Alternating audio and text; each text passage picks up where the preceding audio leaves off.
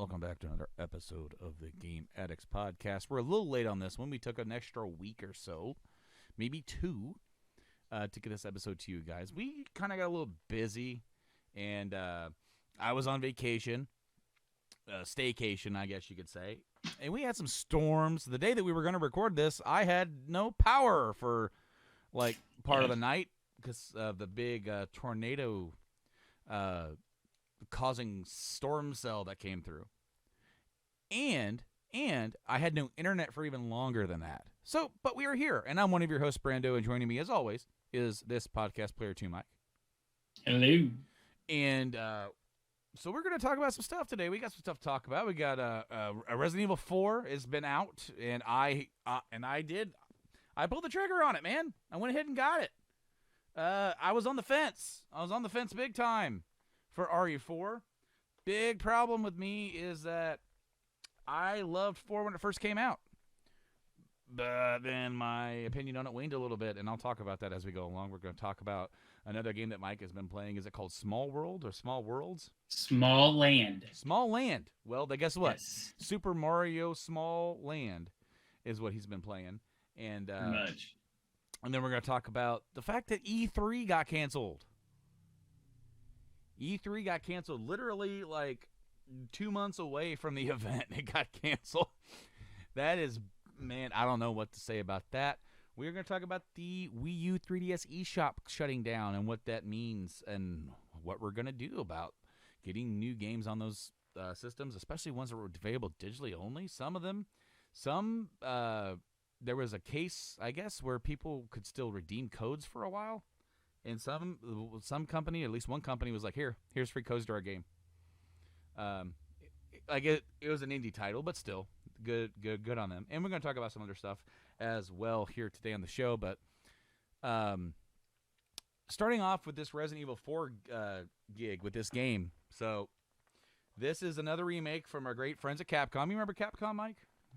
Mm-hmm. Okay, so Capcom, just a few years ago, and I remember our reaction to this announcement pretty well here on the show. In fact, I do believe it was like episode 80 or something that we reacted to it, almost 100 episodes ago, because this is 175. I don't know if I mentioned that at the top of the show. This is 175, and we reacted to the Resident Evil 2 remake announcement from E3, which is ironic because E3 ain't gonna be there this year. Right. But both of us were like, whoa, are they really doing this? Okay.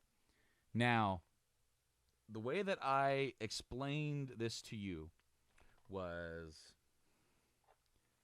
what Resident Evil 2 Remake meant in regarding the original and how the original's a freaking classic. So what would happen if we made that game today? Well, also sprinkling enough nostalgia sprinkles to make all of the old people who play the original happy, for the most part, as well as doing we have new ways of this and new idea for this. And realistically, Resident Evil 2 Remake, well, it's a remake of Resident Evil 2, is a brand new title. I mean, it's a remake. But it's a complete reimagining. The puzzles are completely different. The boss fights are different. Story beats are the same, but different. They've added stuff. I don't know.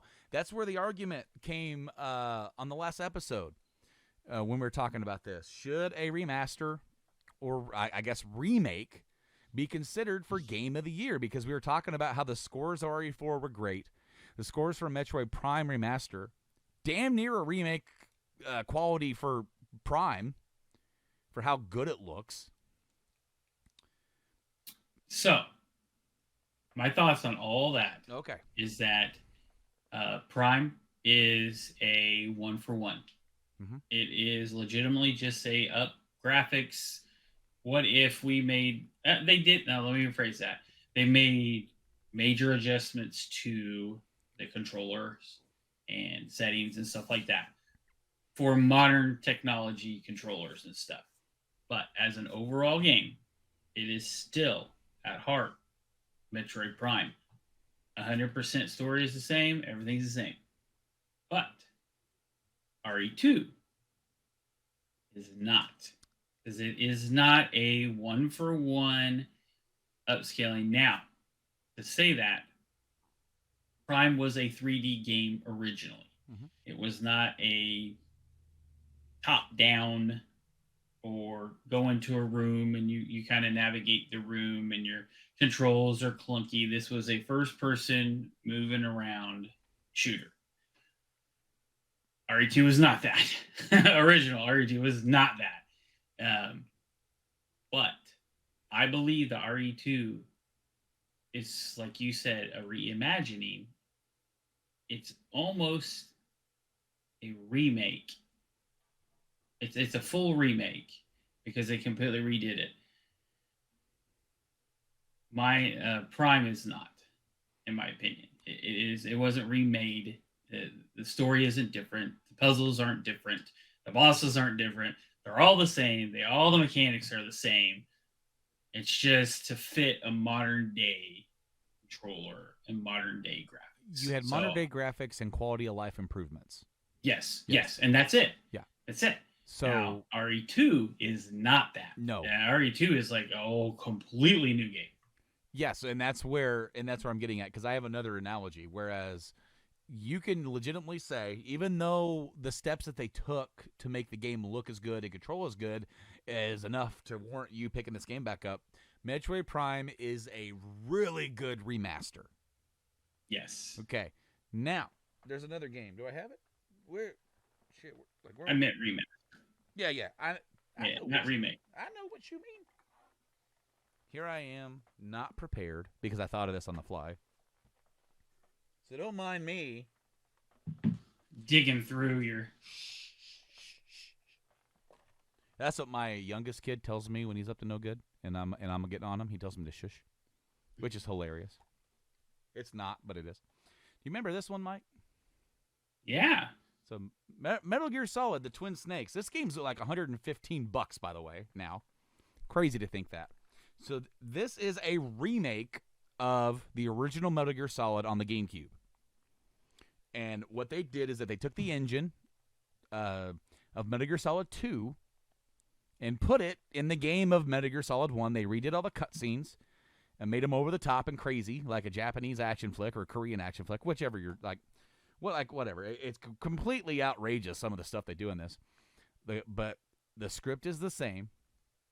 They got all the voice actors back, thanks to David Hayter taking a pay cut. They got everybody back. And it is literally, beat for beat, the same game. It just looks prettier and plays prettier. Kind of like what you were saying. This could almost be considered a remaster, except they didn't take the original game. They just completely use a new engine. So it is a remake on that sense, right? Quote unquote. Right. Resident Evil 2, 3, and now 4 remakes are not that. They are brand new games created from the ground up that and give you enough nostalgia juice for you to remember the good old days, to remember, oh yeah, the police station, and then this room, the stars room, but it's different though. And then oh wow, that's okay. So we do a puzzle and we open up a statue in the middle, and that's how we get to the parking lot. No. What they did for Resident Evil 2 Remake, where they made a brand new game from the ground up, is what they did for this game. Now, I mentioned that Resident Evil 3 Remake was seen by some, maybe more than some, as a bit of a disappointment compared to 2, due to its short length.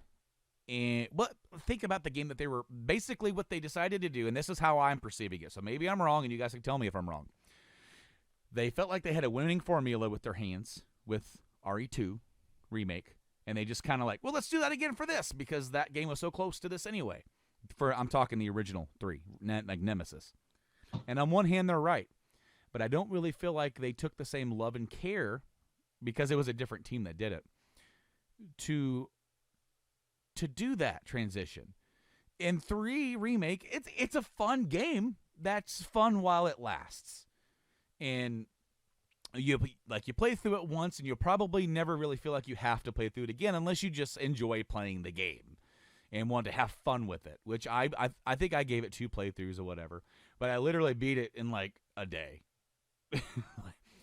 RE4 is different. RE4 took me like 20-25 hours to beat, probably because I just took so long to do it. And I really took my time and saw everything. Resident Evil 4 on the original GameCube version, I loved it when it came out. And then looking back, I wasn't so sure I liked where it took the series with 5 and 6, because they just kind of amplified that action orient. And the 4 had its own different style of tension and combat where you couldn't move and the aiming was funky. Just like how the original games, the controls made it almost what was more terrifying is you being able to defend yourself with these shitty tank controls. And even the tank controls are kind of there in the original 4. They're just different because you're over the shoulder. This one feels better.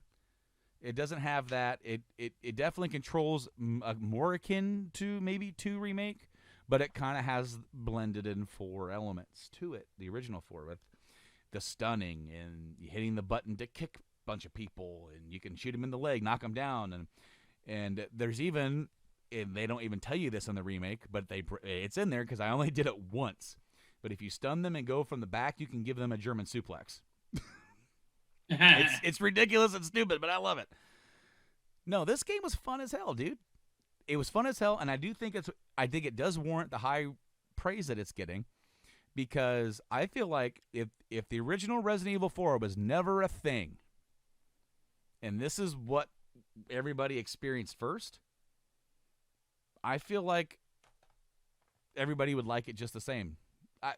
You wouldn't have the nostalgia, because there's some nostalgia to it, because they did include some things that were from the original. So, just like again, copy and paste everything that I said that they did for 2 Remake compared to the original with enough nostalgia sprinkles, and that's what they did here. And they made it it's a better experience. I will never, ever want to play the original 4 ever again. I will play this. Fair. I will play That this. is fair. Uh-oh. I'm doing a podcast. I can't talk to you. Someone's trying to give me a phone call live here on the show. Right before I hit record, Alexa back there went, dun dun. No, it. Hey, be quiet. Shut up. Shut up. You should know better. You should know better. Know. What's great is whenever somebody has a friend that has that name and they say it in your house all the time, and you're like, I need to change your name to something I don't ever really say, which I guess it used to be that. I never really said that. But anyways, no, she went off, and I was like, okay, that's a notification. What is this for? And it's like, I found a book you might like. Do you want me to add it to your wish list? I'm like, no, get out of here. Dude, I'm literally about to hit record to do a show. But Mike, you tried out the demo, the chainsaw demo that came out the week before the game came out for Resident Evil 4 Remake, which led to us having the discussion in the last episode, and we have enhanced the discussion here about remakes. I really think it just depends, but what is your just on your demo opinion? How do you think it played? Because did you ever really play the original 4? No. You never played it. Even though I had a Cube. Even though I was a big Cube fan, I never played it.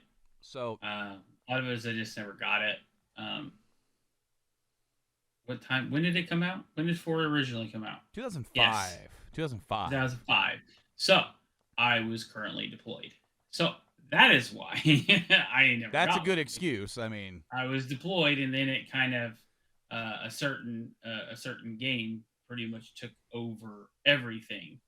I never played anything else. That'd be World of Warcraft. that game pretty much was like, so I'm it. What you're telling me is that World of Warcraft is the hardcore drugs of the video game world. If you ask a lot of the earlier players that got it originally and played through Burning Crusade and played through Wrath of the Lich King, yes. A lot of us had a lot of difficulty not playing it. Like, it ruined people's lives. It was that Didn't we work that with a big of a guy? drug Didn't we work with a fella who basically flunked out of college because of WoW. because of WoW? Mm-hmm. Yeah, Smart dude, really smart dude, but super smart. I mean, just For really Warcraft. fell into those hardcore WoW, man. Dude, I remember seeing stuff on like, was it Maury or one of those where they're like, hey, you gotta Maury? stop playing this. Maury? Yeah, I don't know. I just yeah. Do you remember Intervention? You remember that? Yeah. It's Okay, pretty so much. Intervention, I remember in senior year of high school, right? So senior year of high school, we had government/psychology. So one semester you took psychology, and the other semester you took U.S. government, and they're taught by the same teacher, which I thought was ridiculous. But yeah. like you, and this was in 2004, 2005, that I was a senior in high school. Our teacher was deployed. I believe he was in Iraq, or both him and his wife were both active, or they were reserve military or whatever, and they both got activated and they both got shipped out. And I think they were both in Iraq, but maybe one was in Afghanistan. The two active zones we had at the time. Right. But his wife came back that year, and she brought a bunch of pictures back. And us who did the media class, and she came in, and she was wanting to get like a videotape or a DVD with all these pictures on it with like a slideshow. And that way she could show. And so we actually did that for her. So that means she came in, and we got to sit down with her and talk about her experience.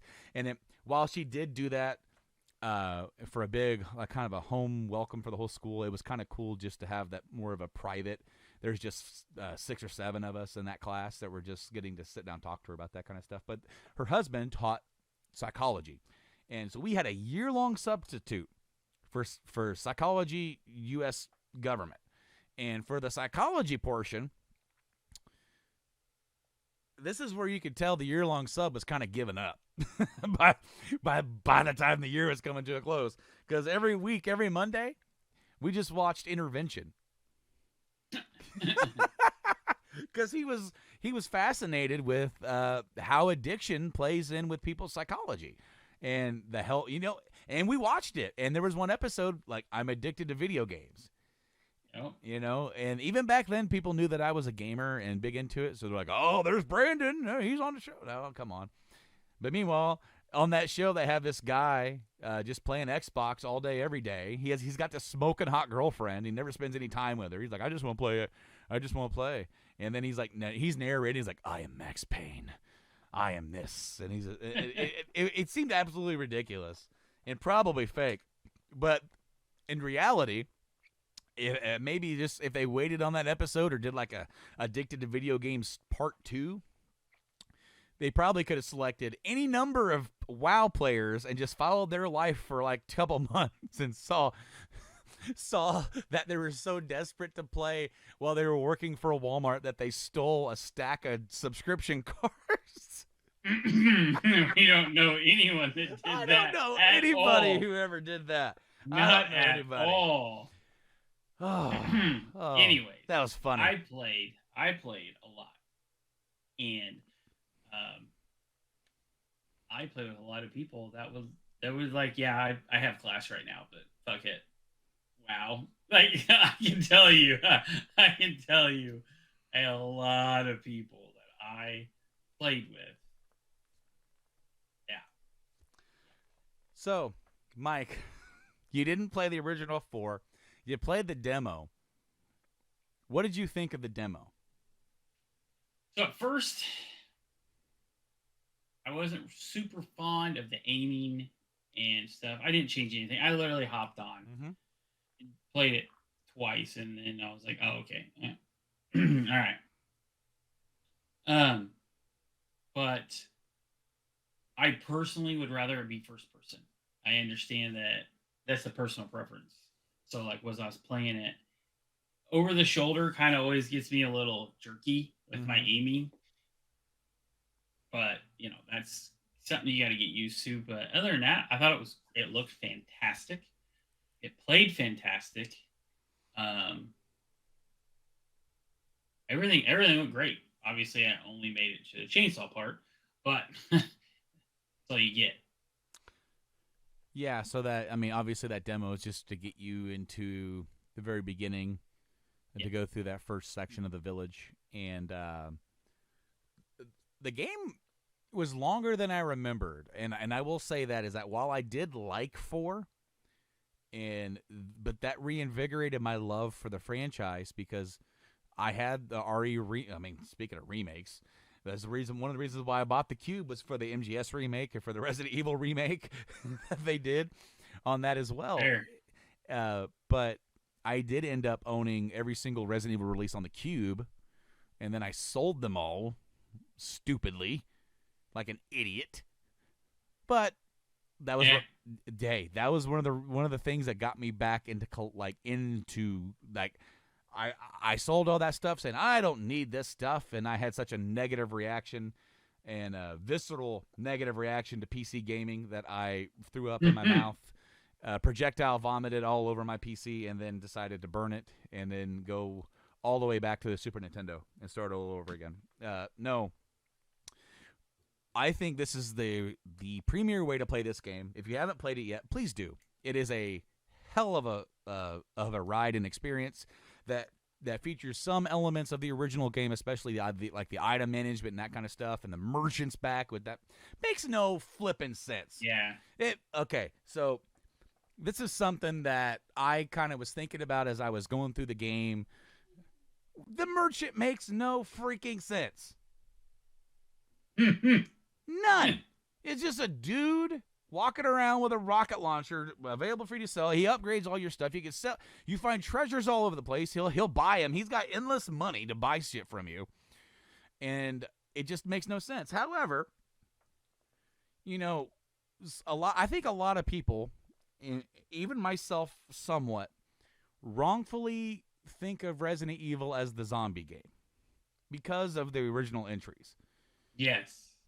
It's not. It's a bioweapon game. The game is called Biohazard in Japan, and the zombies are a byproduct of the biohazard problems.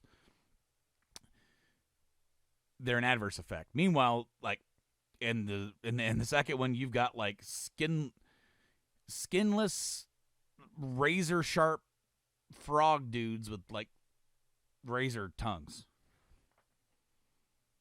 And yeah, I don't. So I say that the merchant doesn't make any sense, but then that's fine. Right. Honestly, so bringing up the merchant, the village, yeah. At first, what? No, I said 8.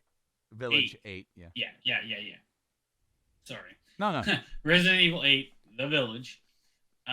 He's just kind of there, and like Ethan makes a comment like, "What are you? Like, why are you here?" I don't think that's the question I'd be asking. What are you? What? Like, it's just kind of there. Mm-hmm. He has a purpose, and eventually, you find out, but like you said, what is this merchant doing here? Why is he here? There's so much over the top crap in these games, like going back to Resident Evil 2 and Mr. X. He's a tall, robotic bioweapon wearing a fedora hat, which you could shoot his hat off, and then he'll pick it up, put it back on. That just fucking kills me. But like, yeah. There's so much about this series that doesn't make any damn sense. It is more. It's to be fun. It's to be. It's got a horror element. There are zombies in the first couple of games.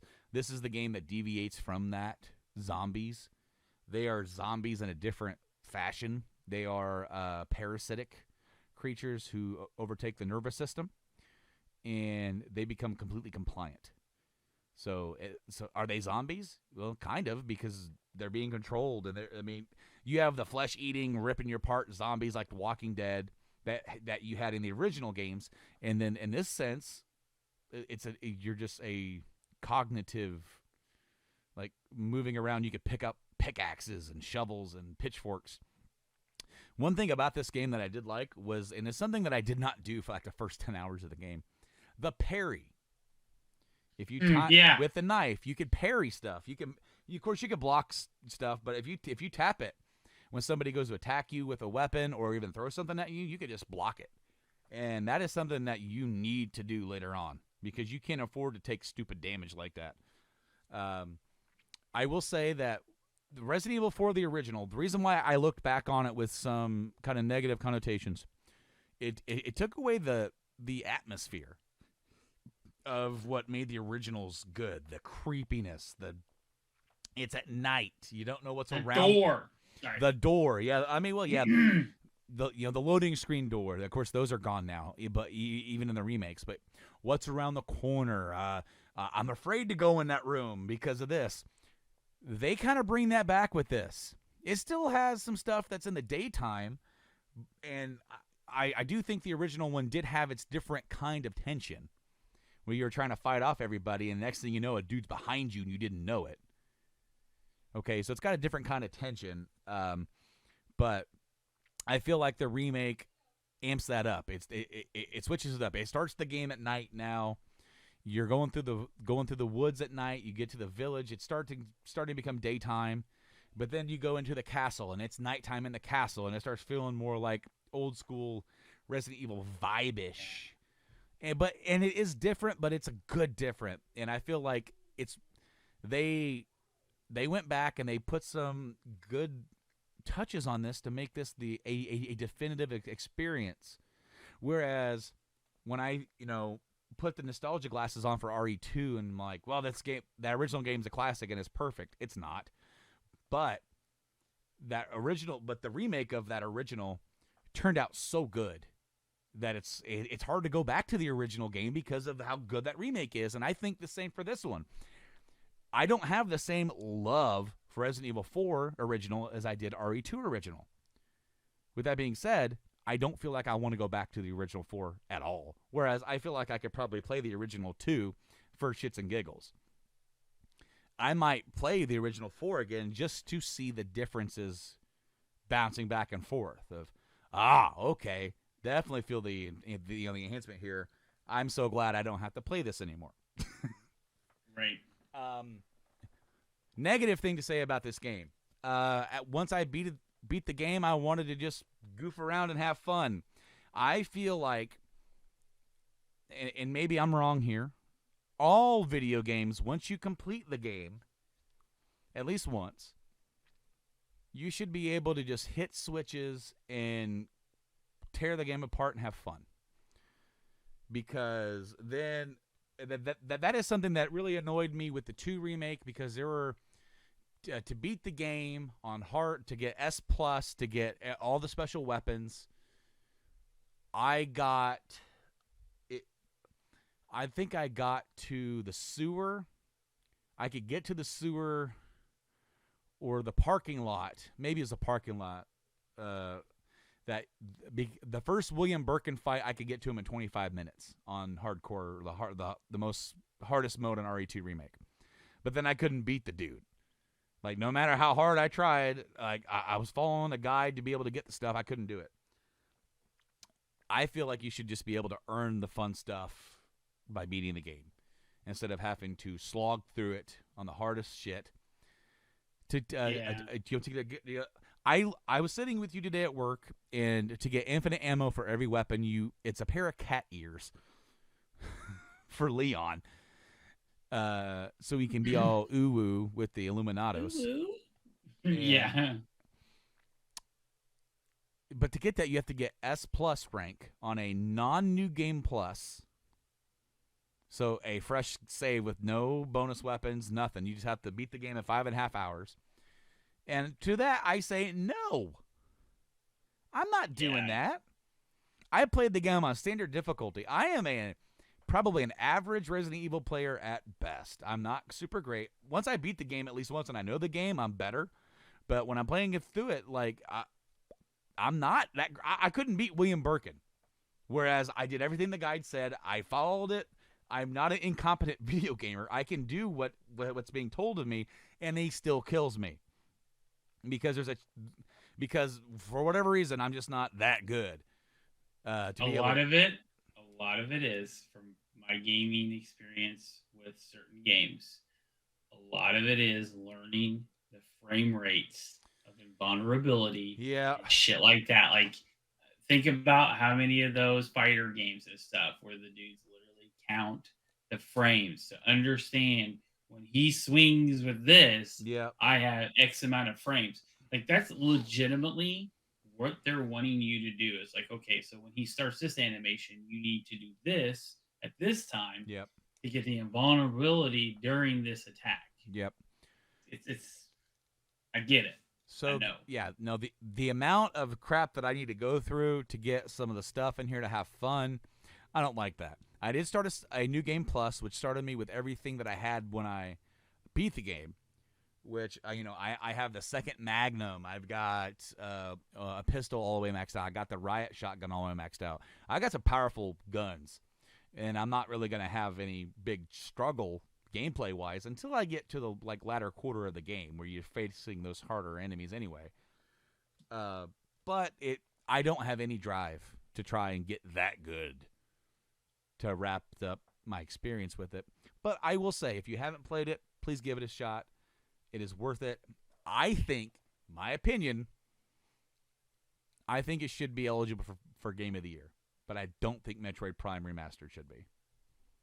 Because I agree. I think the answer to our debate last week, or on the last episode, is it's going to vary per experience.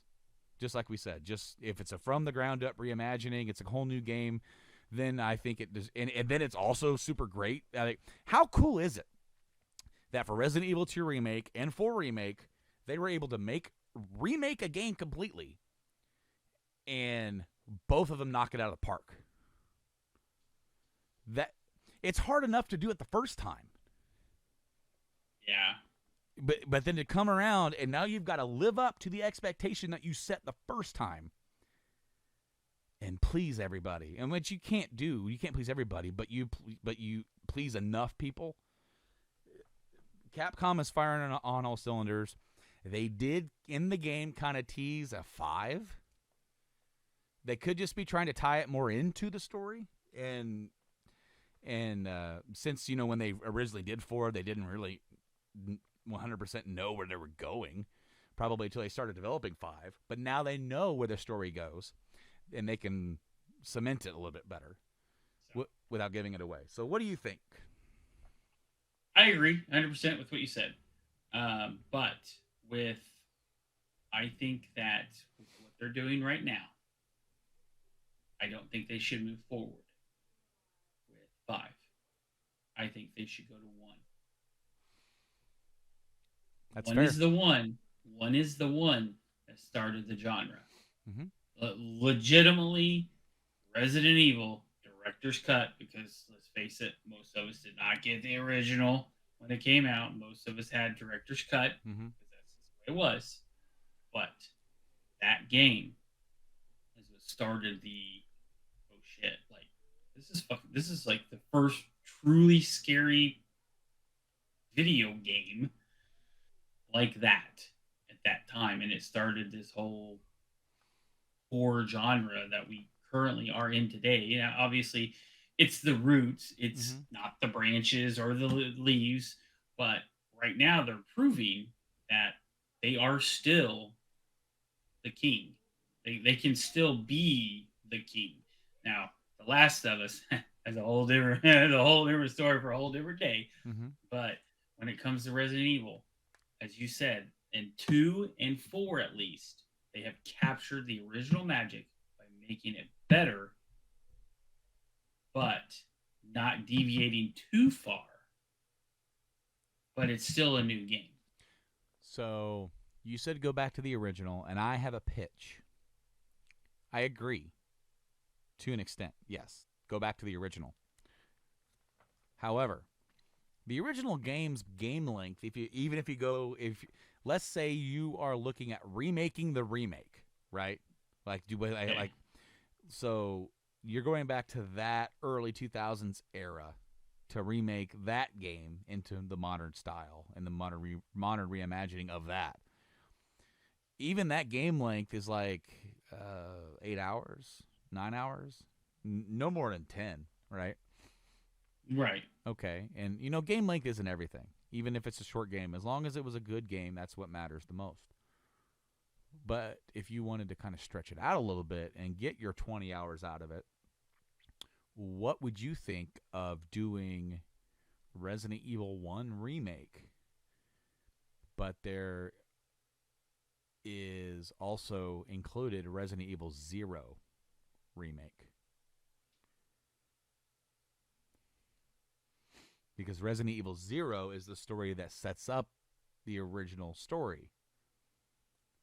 And what I'm thinking is, How long is 0? Was it 6 hours? I think it was a little bit longer than that. I was thinking it was comparable, like a 10 I feel hour. like you're right. But 7 to 10. But while you answer that, I'll look up How Long to Beat, because there's a website you can go to, How Long to Beat, whatever. Right. And I just was wondering, did you ever play 0 on the Cube? I feel like I did. But I also feel like it might have been. I think I did, and I think it was kind of the one that kind of pushed me away. Okay, so Getting 4. 0 is about 10 hours long. Okay, so that would make a 20-hour game. Roughly. Mm-hmm. 15, 16. It depends. The thing is it depends on how you remake it. Because you can take 1 and you can make the mansion. Wow, what a mansion. Yeah. You got to say it. I'm sorry, you got to say it. But you can make the mansion a lot larger. You could also, now I'm going to say something that's going to spark the Resident Evil nerds' just flares. You could add in a little bit more of the original movie as a lot of the stuff of like the train, other stuff. You could add in a little bit of that. I know. See, there's. I know how the community is, but if you're looking for content, you could take notes from where you can reimagine the underground lab. Yes, but don't take it for one ever. Right. It's its own thing. You leave it, but you can take notes and say, okay, well, we can add this little section in here to be like, this is the escape to the helipad. Is the whole train section. Don't do the laser thing because that's that's the laser room. Yeah. Don't do that. I mean, okay, so that's kind of my thought. I don't mind if they remake RE5. RE5 is the one that kind of I had fun with it because it was a multiplayer game for me to play with my roommate Rob. I played that one. And he got the RE5 Xbox. It was the red one. And he sat in his room. We tried to connect via the internet or LAN, and we could, but we couldn't get the chat to work, so we just had to holler across the... I was in the living room, and he was in his bedroom. Like, hey, go to the other door! You know? I'm going over here! Anyway, no, it was a fun experience, but it wasn't the same. Like, it was basically... If I said the original RE4 still had the tension, I didn't feel any tension in that. Like, having a partner kind of takes away the tension. I didn't. When I played it with a guy overseas, we were both kind of like, There are cool aspects to it. The quote final showdown with Wesker was cool. The stuff that harkened back to the original was cool. There was even a DLC that kind of had a mansion that replicated the mansion in some aspects. So you kind of got this is like the mansion. So we're going to do DLC to make you have the creepy feeling, except we're not going to put it in the main game. I have my issues with it. And then, of course, when 6 came out, I tried the demo and instantly was like, nope, not buying it. And then when 7 came out and did the first person, I said, nope, not buying it. Until I actually saw it a couple years later and was like, okay, I'm actually going to try this. This looks kind of neat. And then, of course, the big twist that it actually... I like the fact that they kind of like subvert your expectation to make you think that it's not... Like it's almost a reboot, right? But it's not. It's complete like new story with new characters that's tied into the universe, and at the very end they're like, "Ha ha, Umbrella." And then Yeah, right. yeah, Haha, umbrella. like it definitely was kind of neat because then it was like now because then by the time you got to like the last quarter of the game, you were really invested, like of how this ties in and like his wife is like being involved. But albeit, uh, there's going to be those out there who feel like they need to take a break from the Resident Evil remakes. Let it breathe. Let this game breathe and let them focus because we know that they're making Resident Evil 9. That is a given. We know that. There is actually a new Resident Evil movie, animated movie coming out this June. So they've been continuing those, and those are related to the games. Dino Crisis. Yeah. There are people who want the first Dino Crisis remade in the same fashion. A complete reimagining of Dino Crisis. Parasite Eve as well. Well, Parasite Eve, that would be cool. That's Square. That was basically Square doing their RPG Resident Evil. But I would like to see something done with that as well, and to kind of reimagine that.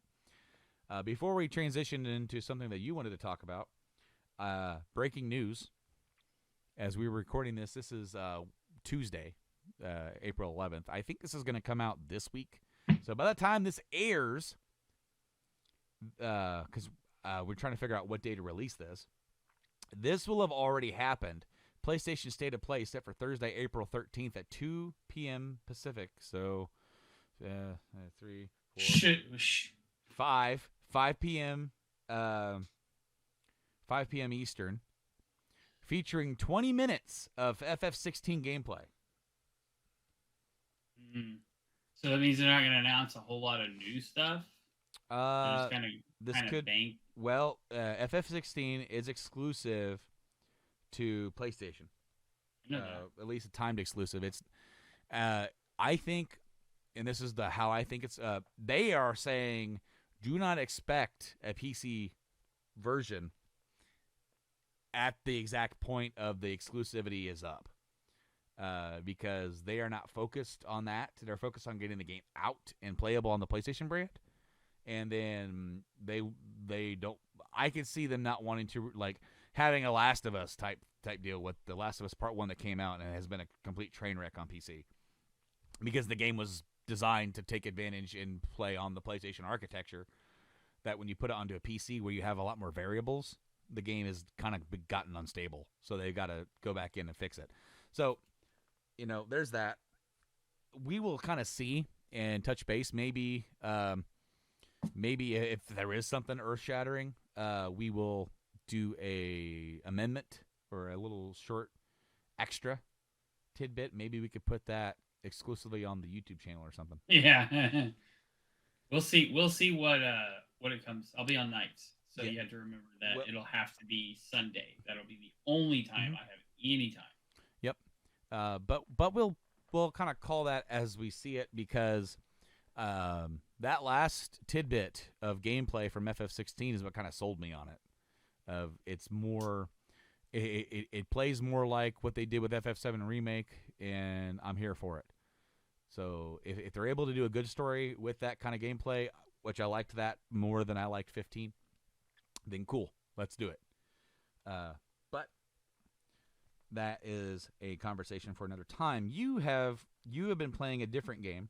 While I've been playing RE4 and going through that journey, you have been playing another game that you said is Small Lands? Small Land. Small Land. Why do I keep getting it wrong? I don't know. I don't know. I need to write it down for you. Well, okay. I just kind of feel like that, like, So, to be fair, there is a Small World game that is, I think, on the docket to come out. So I can see that one. Why is everything so tiny nowadays?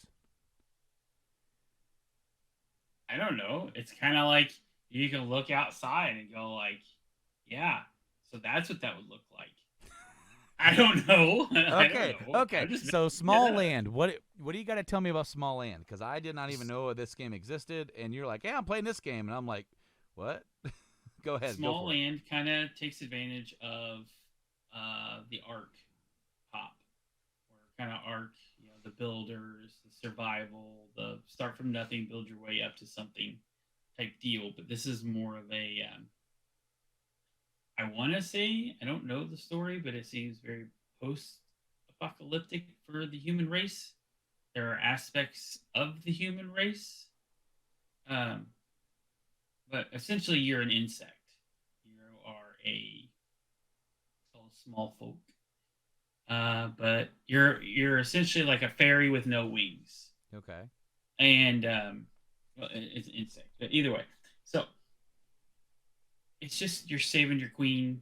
Most of these builder games they don't have much of a hard story to follow. It's like, hey, you need to do this. You got to build your way up to this. Go. Um, but essentially, it's a lot of fun. You're like in a forest. It looks like a pretty dense forest. Um, but it has like a old section of like a gated community, like a roadway that's kind of like washed away, but there's some sewer systems. But essentially, you're just a small little bug trying to make it in the world today. Try to save your queen from she's sick, and somebody stole the key to the apothecary chest, and you're just trying to figure out what's going on, essentially. But what's really cool about it is that I mean, me and my wife are into builders significantly. I mean, Valheim, we love Valheim. We loved um, Grounded. So Grounded was announced later, but came out earlier than Small Land. Um, but it's kind of the same sense, but there's no like base defense. But some of the big things is we're at the point where if anybody cares, spoiler alert. I'm sure if you look it up, you can see it. You can get a dragonfly mount. The game looks absolutely phenomenal. I mean, I'm playing it on a i7 8700K with a 3070 Ti, and it is absolutely beautiful. Absolutely beautiful. Eventually, you get wings, and I just killed a black hornet, and it gives you like the blue black sheen wings. So it looks like a mud dauber. If anybody's ever seen the wings of a mud dauber, um, it's what it looks like.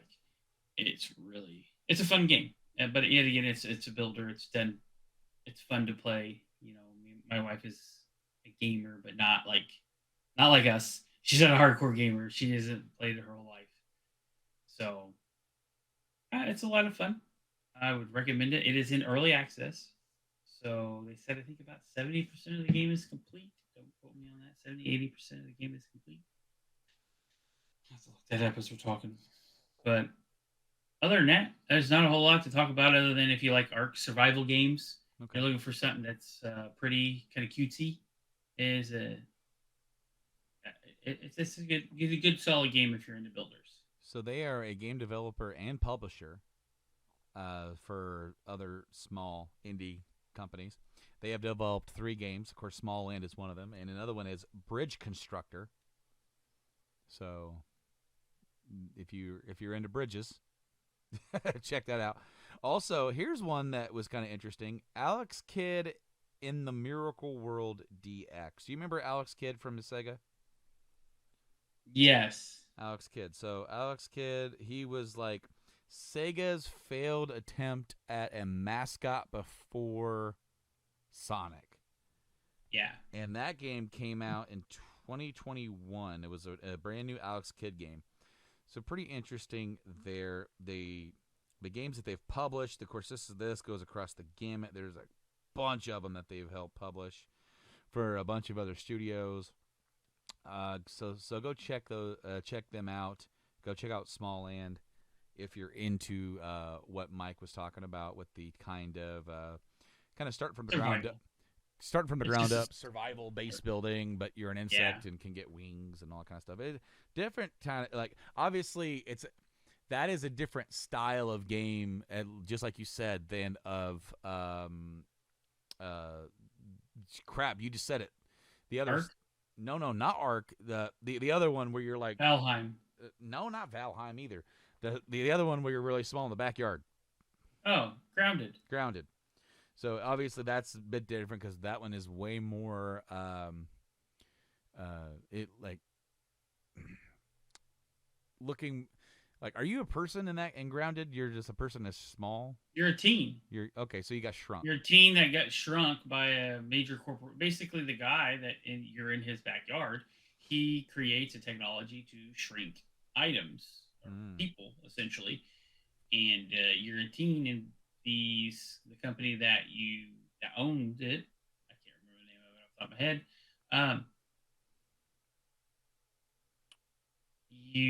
They are trying to recreate it on their own and be able to redo it, and they're basically trying to get the doctor's secrets because the doctor's done it so many times that there's a diminishing return. So he's like an evil Zelensky instead of a good Zelensky from Honey, I Shrunk the Kids. Kind of. No. The main guy is basically Zelensky. Like 100%. Like when you play the game, as I was playing it and watching it, it's Honey, I Shrunk the Kids. Like if the whole team was like, dude, I love Honey, I Shrunk the Kids. It's amazing. Hey, we're game builders. Let's build it. That's what Grounded is. This is not the same thing. Merge Games also published. They didn't develop it, but they published Gone Home from like 10 years ago. That's that one little indie game that was really good, worth a playthrough once. It was fairly popular. Yeah. I mean, I picked it up on a Steam sale. That was one of the very few games I played on PC when I did the I'm selling all my stuff and going PC type thing. That is one of the games that I did play, and I did enjoy it. I enjoyed it quite a bit. So, moving on, I got to go back to my list of what stuff we were talking about. E3 has been canceled, y'all. E3 no more. R.I.P. Dead in the water. Man. So, obviously, this year was going to be the first in-person E3. The first E3, like, they didn't have any digital. I don't think they had any digital E3s during the pandemic. But this was going to be the big triumphant return. And, of course, even before the pandemic, we started having some issues where some of the big-time giants weren't really at the location. They were having events around the time frame and the location. So, like, while we were doing E3 big reviews, the Microsoft was in a different building, in town. They were in their own little across the street. Yeah, they're like a block away, like legitimately. Same with EA. EA was at a different venue. Sony was doing a digital thing now, and Nintendo is doing it. Nintendo did have the Treehouse type deal that they had at E3, where they had some they would show. You had your big direct where you had the announcements and maybe some stuff and gameplay, and then the Treehouse would be like a big 10-hour thing where they went further and they showed you more gameplay if you were oh, go ahead.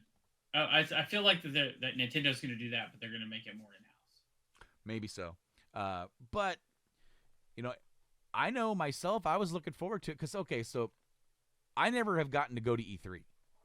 And the big thing about going to E3 is going to all the different vendor booths and seeing, hey, here is, go to 8BitDo's booth and see all their new stuff and let them talk to you about what they want, and you can give them feedback and how you've liked their products. That's the kind of stuff that I always wanted to do. It wasn't, and then of course go to Kojima's booth if he had something there and have a chance to meet the legend or just be that kind of stuff, and stuff that eventually started slowly getting away from it. And it was still a kind of a big tentpole thing of the year, where it was the time of year where we're going to start announcements. We're going to start hyping up for going into the late summer, into the fall holiday season, where you're going to have a lot of big stuff get released. This was the time to announce the games that were coming out of holiday. Like either the current year, but it was always like a secret. That was always E3 for me. Everything was kind of like, you knew kind of majority of what was coming out, but there was always those 2 or 3 big announcements where you're like, oh shit, that's coming out like this year. Going back 10 years, the FF7 remake trailer. Yeah. Shenmue trailer. How many people cried? Yeah. Like when you look back on that, people were crying because they were so happy. I still remember the night that they announced it. We were at work on second shift, and I just went to you and said, and I shoved my phone in your face. I know, and I was a little upset at you. And then you said, "Shut up and read." And I was like, "What?" And then I believe we watched. Didn't we like go somewhere after work and watch this? Like that specific trailer in your car. It might have been in my car. Yeah. I think it was in your car after work. And we're like both like, "Holy crap!" And then the next day we watched like the entire everything we could. Yep. And of course, that was before we even had the podcast. But no, Right. it was. I had no other way to tell you other than look, read, Yep. because I was stunned. I was like, what are you putting in my face? Yeah, just, right. Just read it. Shut up. Right. Okay. Just I had no. There was. You didn't have to have any words. Just read it. Shut up. I didn't know how to say it. It's legit. Like, well, it was startling. Well, you just come up to me and you're like, what are you doing? Read it. Shut up. Well, and you know, obviously now that we've had the game finally, you know, get released after it got restarted and all that kind of stuff, we know it's not a straight up remake now. No. But at the time, we were just like, oh my god.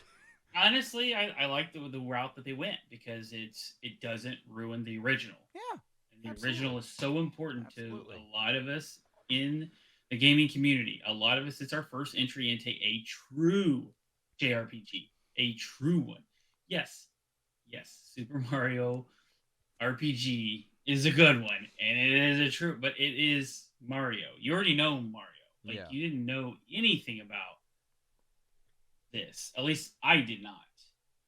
A lot of people did. Obviously, there's the argument of 4 and 6, which one's better, blah, blah, blah. We can get into that forever. But for a lot of us gamers in that era, at least of our age group, that was the game.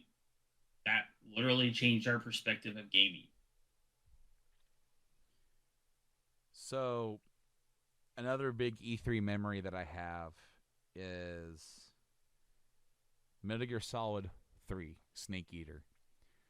So, I played Metal Gear Solid 1 on the PS1 probably 99. So it was like a year after it came out. Maybe we were going into 2000 at that point. I can't remember. It was somewhere around there. I do remember it was summertime because I remember getting near the end, and it was like 2 o'clock in the morning, and I'm like, I can't go to bed. I have to beat this game now. I have to do it. Like, I'm gripped by this story. Like, the twists and turns of finding out that the girl, Naomi, who you thought was part of your team, injected you with something deadly, and you might not have enough time. I'm like, what? Like, all these different twists and turns. Well, then, waiting for 2 to come out, and the fucking... There's not enough time in the day to do a podcast to unpack Metal Gear Solid 2. There's so much stuff in that game. It is such a different experience. That I was so excited for 3, and then there was so much talk and rumor about 3, and who's the protagonist? Because in 2 they kind of subverted you, and you only played as Solid Snake for like 45 minutes, and then he gave you this new kid, and then all Kojima would say is Snake is the only playable character. Okay, so it was like Solid Snake again. He was like, Snake is the only playable character because he's Kojima. He's gonna mess with you. He's cryptic.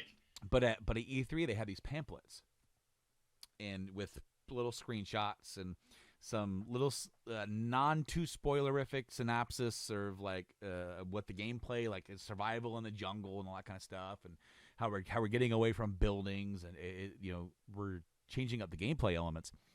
And on the pamphlet there was Easter eggs on it, and some eagle-eyed dude saw that if you took there were like capital letters and lowercase letters just along the borders and like maybe behind the words, but if you found all the lowercase letters, it spelled out Big Boss.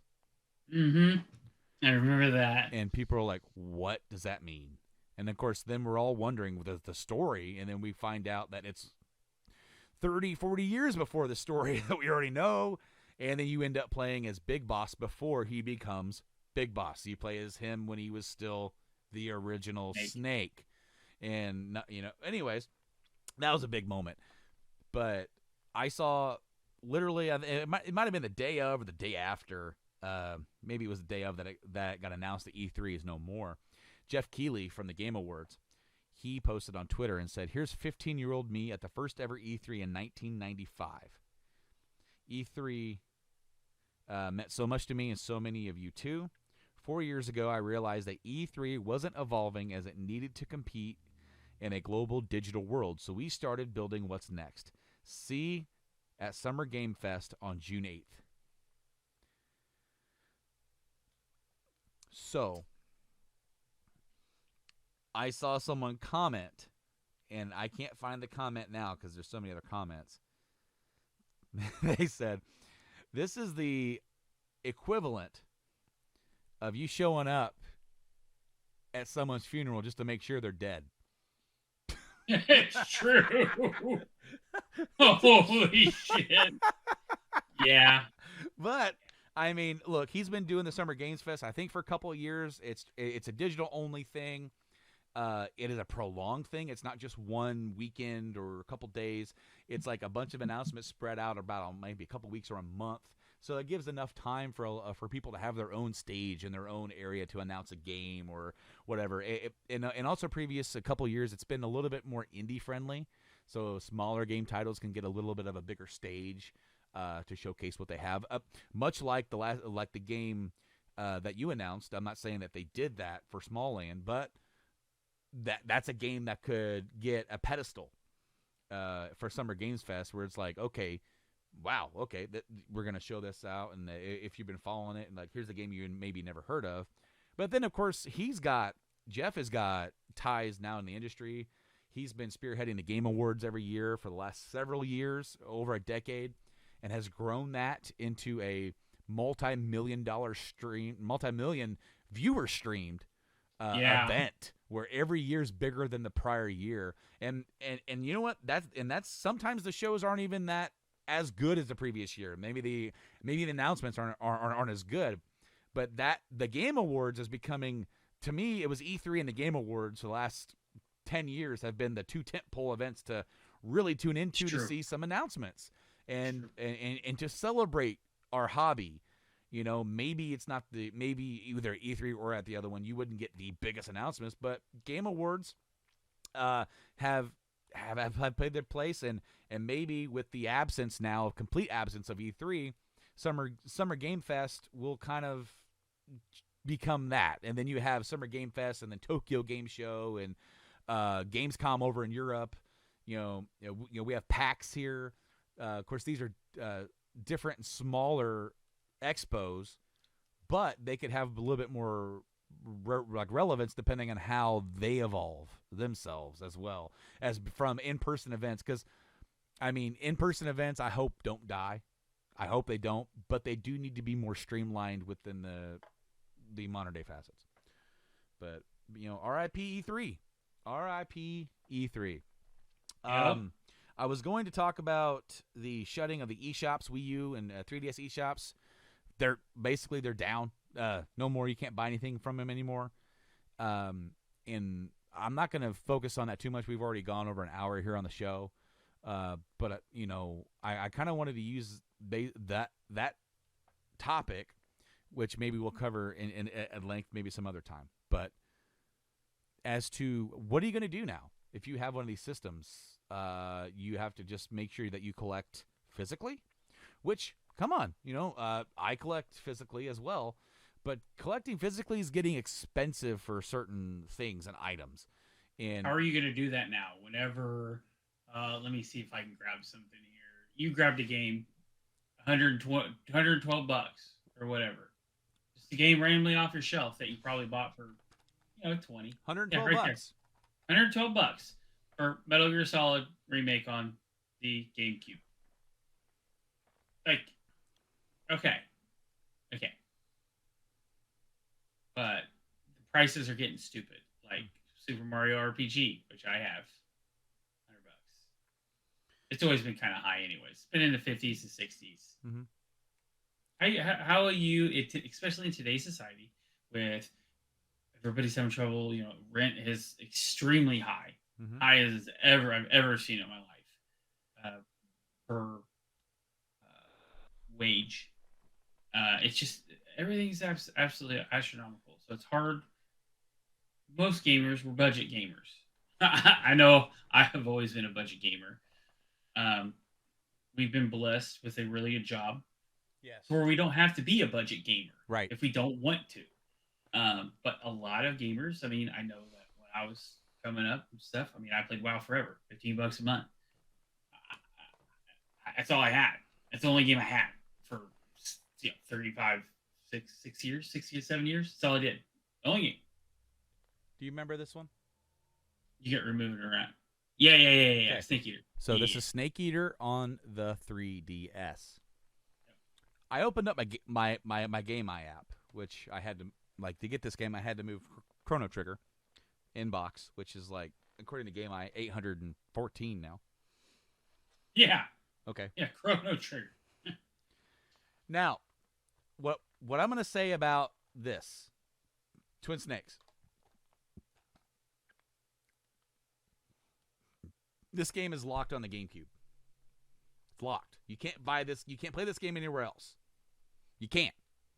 You have to have a GameCube. You have to have the physical copy legally. That's the only way that you can play it legally. Unless you want to pirate. Okay? Snake Eater, 3DS. Now that the shop is down, the only way for you to get this is to get a physical copy, which I have. And I have. I can't open the case. I wonder. I wish break that we would have thought about this. We would have looked up some 3DS games before the shop closed that we own, write down the price, and then write down the price a month later after the shop goes down on physical copies and what the difference would be. That would be interesting. Because they're going to skyrocket. They're just going to skyrocket. Shit. They're already starting to. Because I'm about ready to pull out another one. So, I'm just going to grab two. And the last topic we'll just touch base on quickly. Yes. Because we're already kind of going long. RE4 and it's something that I plan on talking about almost every time because it's becoming more and more viable. The last topic that we touch on, there's a point, and we're getting there. RE4 kind of went long, and that's on me. Snake Eater 3D, okay? A 3DS port of this game is honestly, from a gameplay perspective, the best way to play Snake Eater because they added in not the crawl, but the crouch sneak, so you can still move, and they added in kind of over the shoulder aiming from Metal Gear Solid 4. I want to argue. This is probably the best experience. Okay. Yeah. I just wanted to argue. I just wanted to put an argument. It's an argument. It's an argument. Do you know how much this game goes for now? Physical copy, complete in box. Take a guess. Just throw something against the wall. $75. $123. Wow. Really? Yeah, don't choke. Wow. Dragon Quest VII. This is a remake. Complete remake of Dragon Quest VII. This game was originally released on the PS1 and has been relatively expensive there. I don't have the number right in front of me, but I have the number for this one. Is that the original Dragon Quest? What is that, Dragon Quest 2? 7. This is Dragon Quest 7. I'm going to look it up. Look up the PS1 price. I'm going to. Because I got this the day it came out. I might have pre-ordered it on Amazon back when all the Amazon pre-orders were like $10 off. You remember that crap? Yes. That was the way to buy games, man. Dragon Quest 7 on the 3DS. We're going to see if it's more expensive than the PS1. The 3DS is $92 for a physical copy, complete in box. Now, of course, these are Game Eye. This is average. You could find it a little bit more expensive, a little bit less expensive nearby, locally. Hopefully less expensive. But what Game Eye does, if you don't know about Game Eye, it's a cool little app where you can catalog your collection. And it pulls up prices from a bunch of different places like price charting, eBay, Amazon, maybe even some influence from YouTube. And so, like, it's not something that's 100%. But then we're going to go. Have you found 7? Yeah, I got it. Okay. So PS1. PS1. So the Indie no Senshi Tenshi. Okay, so maybe what you need to do is So this is kind of my fault because I forgot. Dragon Quest was not called Dragon Quest over here yet. It was called Dragon Warrior. Okay. I got it. I got it too. $50. Well, $50. Loose. That is loose. 75 complete in box. 8. Dragon Quest 8. This game was originally on the PS2, right? Yeah. PS2. This is a port. Maybe even a slight, like, I wouldn't even say remaster. Maybe some quality of life improvements on this one. But this game, Dragon Quest 8, I got this the day it came out. $141. $141. So what we're getting at. Mm-hmm. Can you continue and talk for that just a second? I have to go help out with dinner. Yes. I'll be like just a few minutes. Okay. But you tell them our point. I'm gonna go ahead and swing into that. Tell them the point. Okay. Tell them the point. Jesus Christ. All right. So the point is that things are getting absolutely ridiculous anymore. And as a gamers, as a physical collector, as we both are in a sense, it's stupid.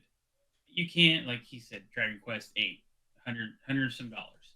How is, in today's society, how are you going to be able to get that? So what's becoming more viable is the fact that you now have more emulation stations that are popping up. Abernick is one of them. You've got the Retroid. I think it's Retroid. They make a Pocket. A lot of companies are coming out with stuff. So what we're going to try to do is now both of us will always suggest buying physical copies because it is the best way that you're going to experience the game. It's the way it was meant to be played. But in today's market, the item that I'm getting ready to talk about is the Abernick RG405M. So it is a pocket, about yay big, a little bit bigger than a PSP. They're making it to where a lot of the emulation is available inside of this specific emulation handheld.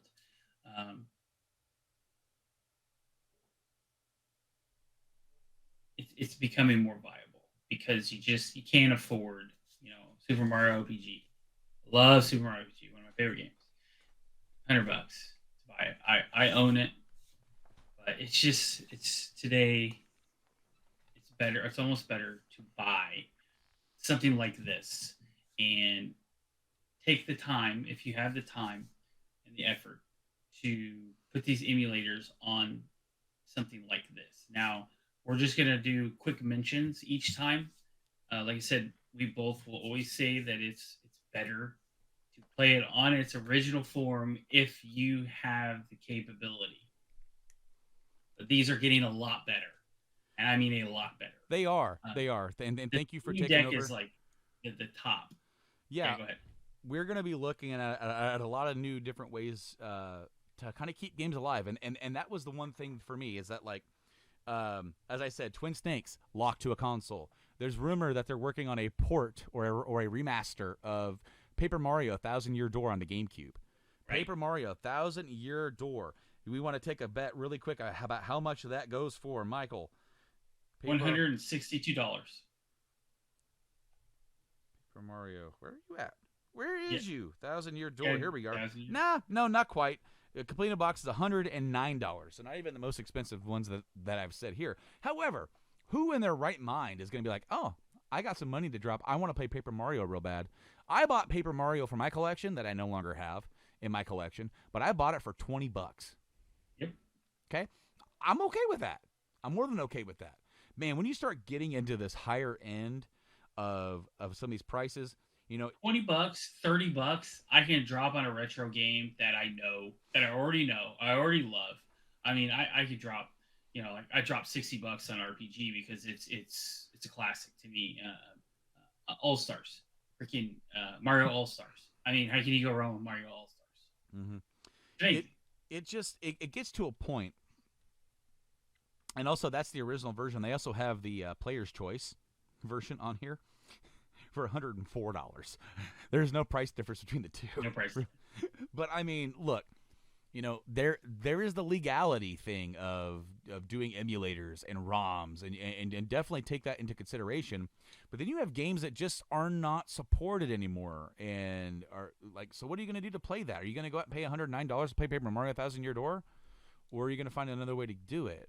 Like, it's getting harder for me, at least on a personal level, to say, no, dude, play 100%, from physical media and everything.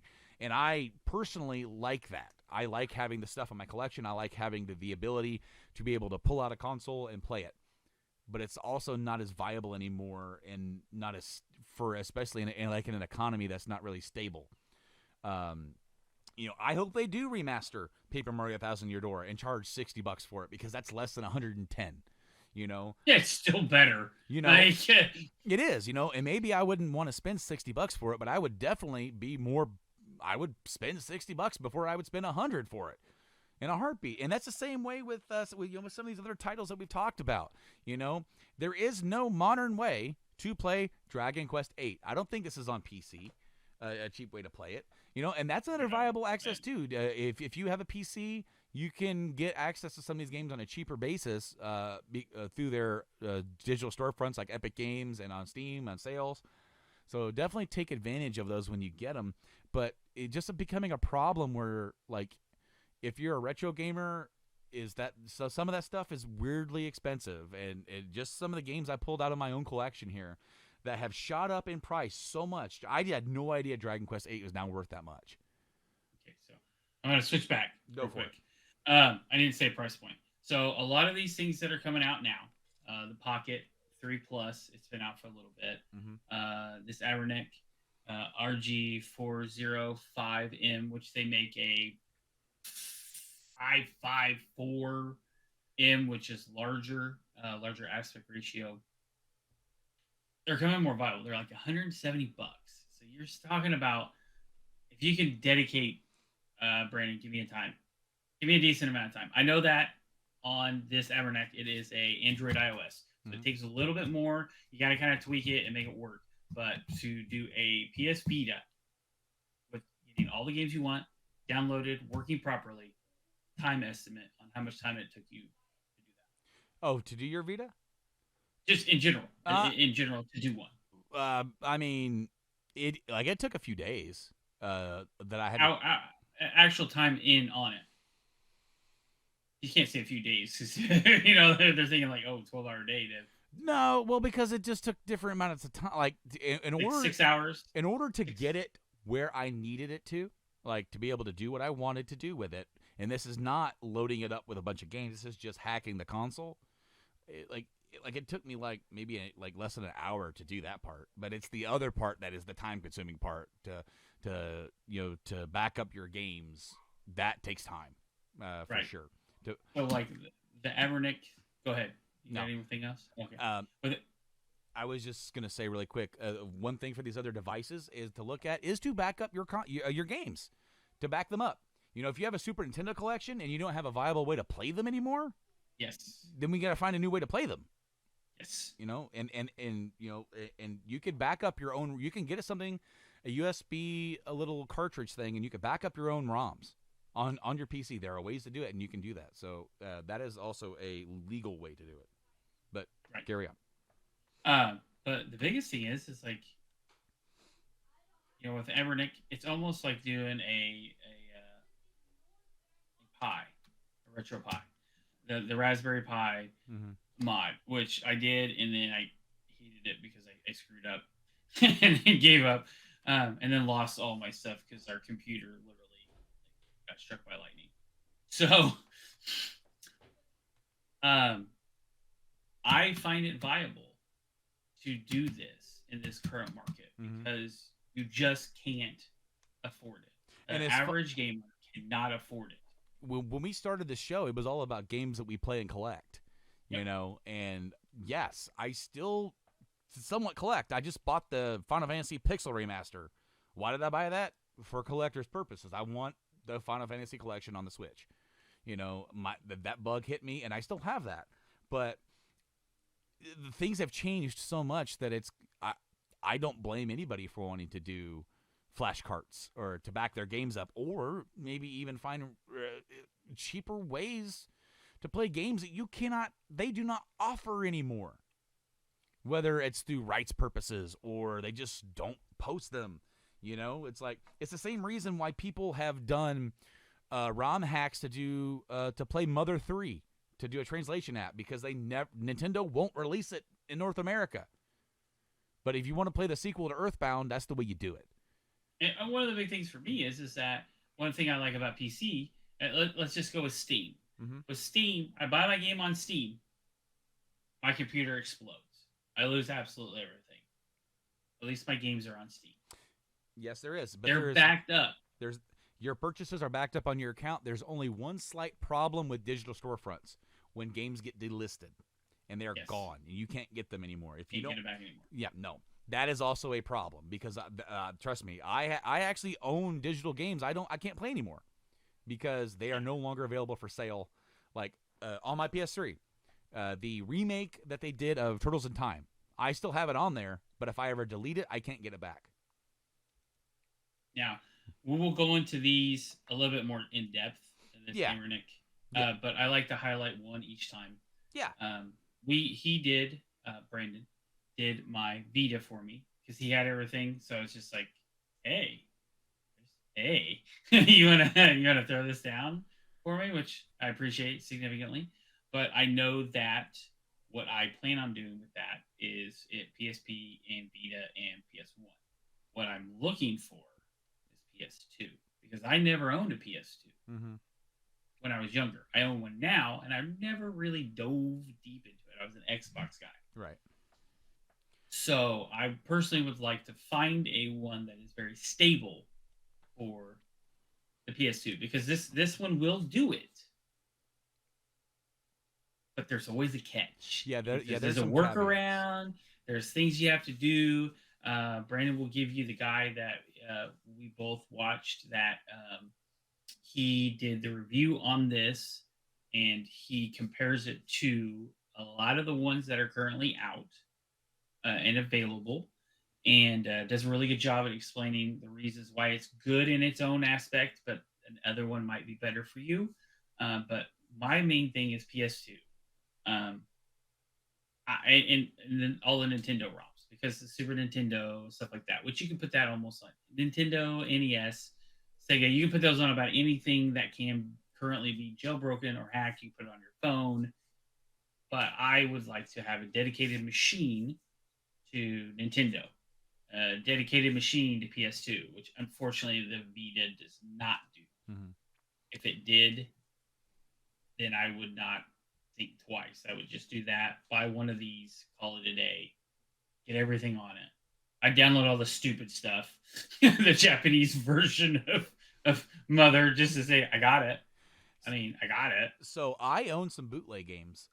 One of my bootleg games is Mother 1 and 2 on a custom GBA cart, and I actually have Mother 3 on a cart, a physical copy. I have Mega Man the Wily Wars on the physical cart. That is a repro. So I'm all for repros.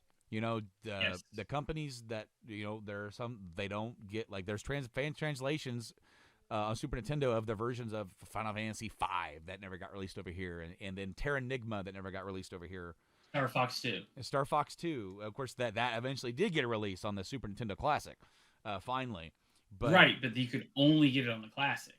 But you only get it there, and technically, yes. But you have to buy the console to do it, and before that, the only way you could do it was through emulation. That was the only way. So it's trust me, guys. Do your due diligence. Do what you got to do to play these games. Be safe. Be safe about it. Make sure you know where you're getting your stuff from. Make sure it's a viable source. Yeah, I'm definitely not encouraging people. Don't get any viruses to destroy your computer. I'm not encouraging people to break the law, but I'm make your own choice about what you got to do, and then look up My Life in Gaming. I'll tag them down below. I've watched them a lot because they do a lot of stuff for, like, how to get the best visuals out of your old consoles on newer televisions and different kind of stuff like that. And that individual breaks it down to where if you have zero knowledge of what to do, he will tell you how to reprogram buttons, how to move stuff, get the better visuals. He did the Mega Man thing, showing the Mega Man bar, stuff like that. But So definitely check him out if you I saw are My Life thinking in about Gaming first, and then the guy you're talking about is Retro Game Core, and Retro Game Core. Yeah. Retro Game Core is the guy that did that one. So I'm gonna link both those down Yeah. below. We are gonna talk about some of this stuff going forward and newer advances in these handheld stuff because there's more people getting into it. I mean, people have been modding their consoles for years.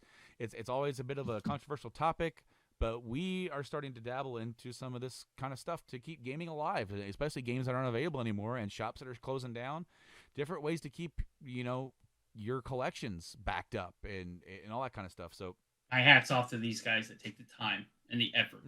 I mean, you're talking about hundreds of hours yeah, to develop, create, and design something for us to be able to. Yeah, we have to put our work into it, but you're talking about they're doing like they have the emulation on there. They show you how to do it. Hats off to them for trying to keep the retro stuff alive, even though the companies are really trying to kill them. I mean, they just want to they want to move forward, which is great. But here's some things that I've noticed, and just real quick, that as we move forward with graphics and stuff, I'm a graphics guy. I like graphics. Obviously, I buy nice computers and stuff. I love the graphics. I love the shiny new stuff.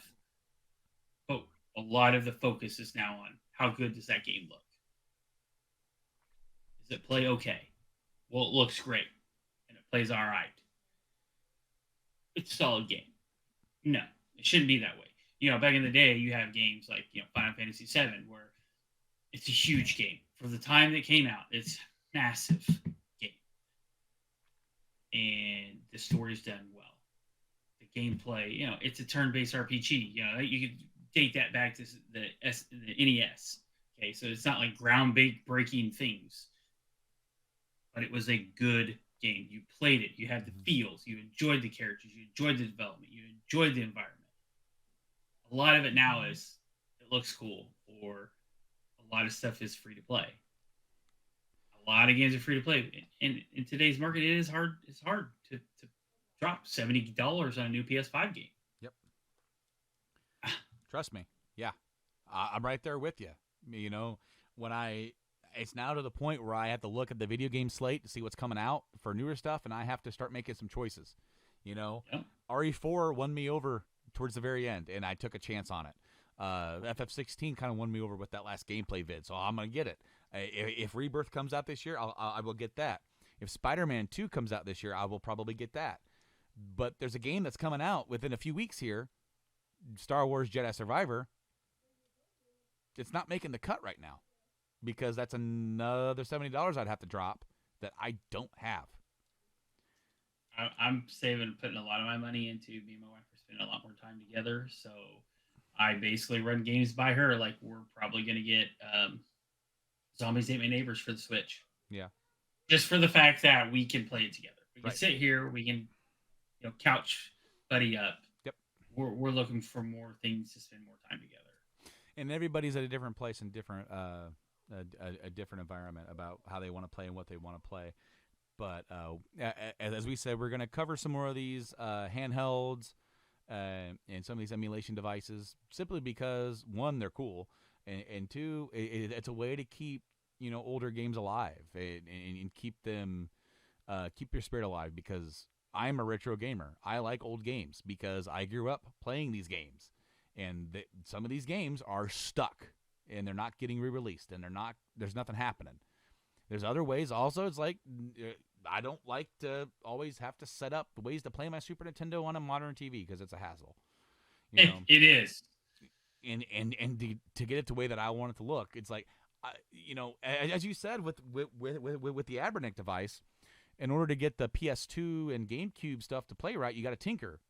What have I said? The big reason why I'm not a PC gamer is I'm gonna tinker way too much.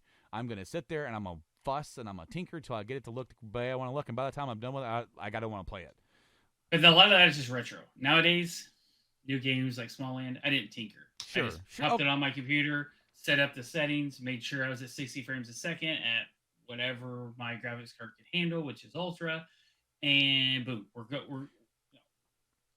I like my games to be pick up and go, and so for the most part, I'm gonna try and keep it that way and use. I still have a 3DS. I have physical games. Okay, but I don't have them all. I don't have all the games that I want. Am I going to be able to afford to go out there and buy some of these games? Probably not. And so either I'm not going to have them, or I'm going to maybe back them up or borrow somebody, and maybe I can back it up. I don't know.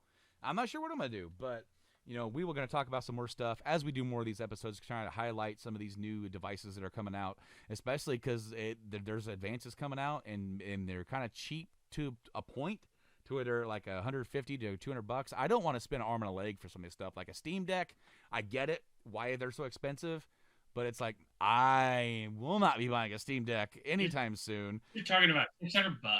I know. And you're going to primarily use it as an emulation station. You can turn around and buy one of these consoles that we'll go through. Like this, today's is the Remake. It may not be the best one on the market right now, but it's a good one. And $169, you can take the time, take a couple hours, and you can download thousands of games. You can download everything for Nintendo, Super Nintendo, all the way through to, it says the Dreamcast. It emulates Dreamcast very well. Saturn, it struggles a little bit with some of the library, and that's where the tinkering is. Is like, do you want to really emulate Saturn? Well, maybe you need to find something else that emulates it better, or tinker with it. A lot of the tinkering I saw, he's just doing slight graphic adjustments. Yeah, it's not like some stuff. It's not like the old MAME thing where you had to remap every freaking game's buttons. Absolutely ridiculous. But and that was another thing that Retro Game Core said, is that if you want to, like, it's an Android, so you could do Game Pass cloud streaming, but it didn't always map to the controls for whatever reason. The games, it would actually dump all. He said every time you turn it on, it would completely remove the Xbox controls if you changed them. Yep.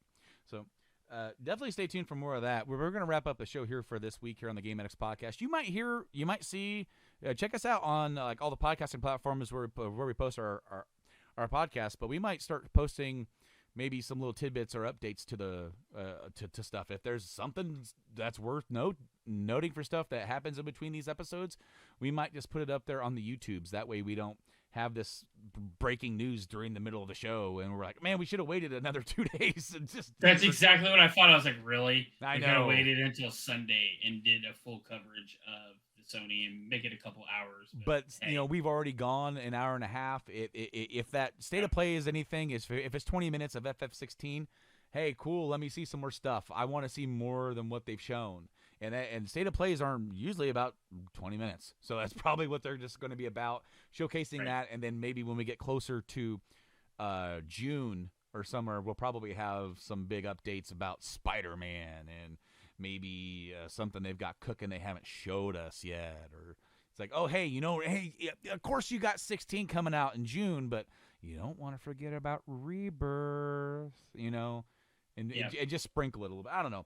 But definitely check us out on YouTube at Game Addicts Podcast on there as well. And, we're on social medias. We will start posting on TikTok eventually.